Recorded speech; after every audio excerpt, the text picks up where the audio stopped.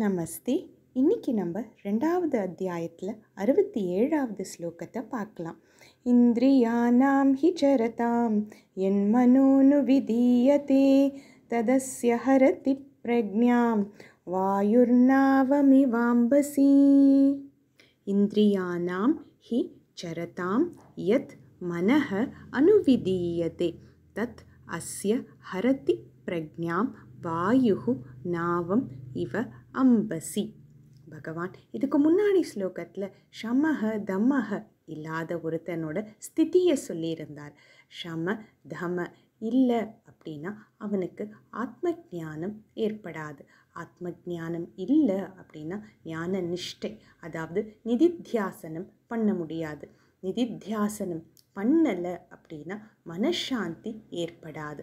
மனசாந்தி இல்லைன்னா சுகம் எப்படி அப்படின்னு கேட்டிருந்தார். மோட்சத்தை சுருக்கமாக சொல்லணும் அப்படின்னா ஆத்தியந்திக துக்க நிவೃತ್ತಿ பரமானந்த பிராப்தி. நம்ம எல்லாரோட தேடலுமே ஆனந்தம்தான்.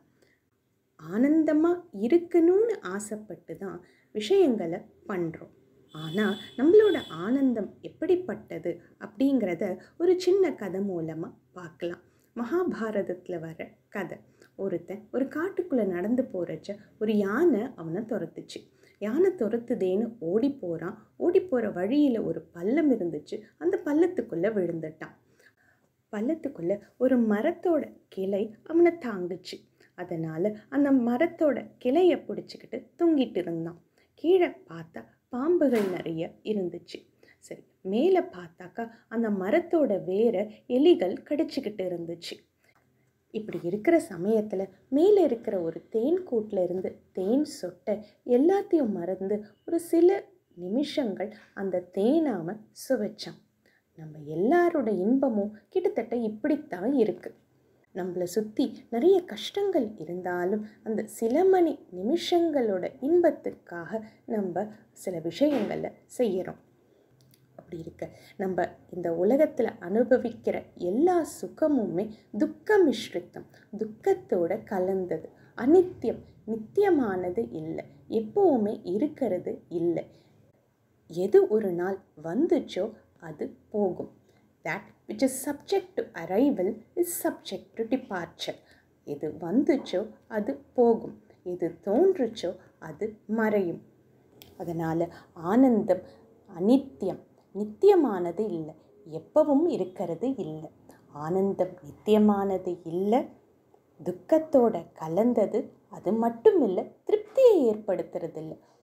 நமக்கு பிடிச்ச லட்டுவை சாப்பிட்டோம் அப்படின்னு வச்சுப்போமே, அது போதும், இனிமேல் சாப்பிட வேண்டாம் அப்படின்னு என்றைக்கும் தோணினதில்லை. அடுத்து திருப்பி எப்போ சாப்பிடுவோம் அப்படிங்கிற எண்ணம் தான் மனசில் ஏற்படுறது.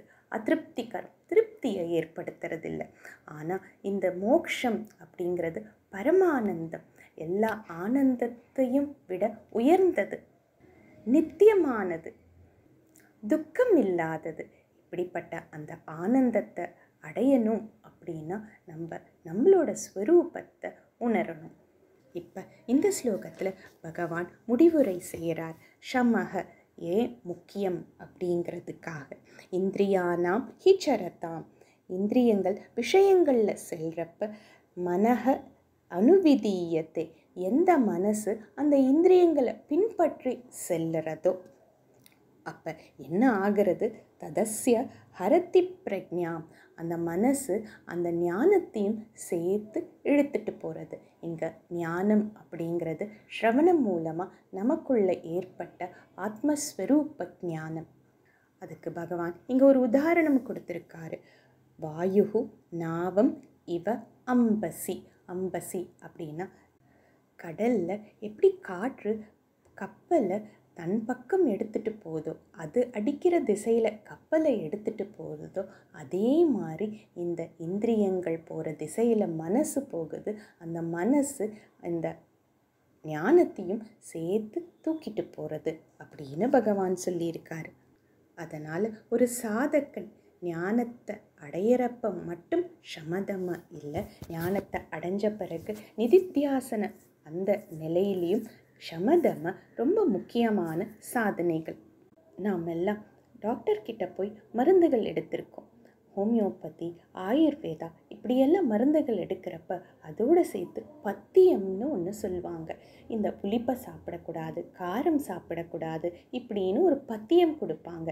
இந்த பத்தியத்தை நம்ம கடைப்பிடிச்சு தான் ஆகணும். கடைப்பிடிக்கலை அப்படின்னா அந்த மருந்து வேலை பார்க்காது. அதே மாதிரி ஞானம் அடையிறதுக்கும் ஞான நிஷ்டை ஏற்படுறதுக்கும் ஷம தம ரொம்ப முக்கியமான சாதனைகள். இந்த மனசு ஒரு கருவி. மனையேவ காரணம் பந்த மோக்ஷயோகோ, பந்தத்துக்கும் மோக்ஷத்துக்கும் மனசு தான் காரணம். அதனால் இந்திரியங்களை நம்ம வெளி விஷயங்களில் ரொம்ப செலுத்தாமல் எது தேவையோ செலுத்திட்டு நம்மளோட கடமைகளை பண்ணிகிட்ருக்கப்ப மனசு சுத்தம் அடையும். மேலும் அடுத்த ஸ்லோகத்தோட பின்னாடி கண்டினியூ பண்ணலாம். தன்யவாதக.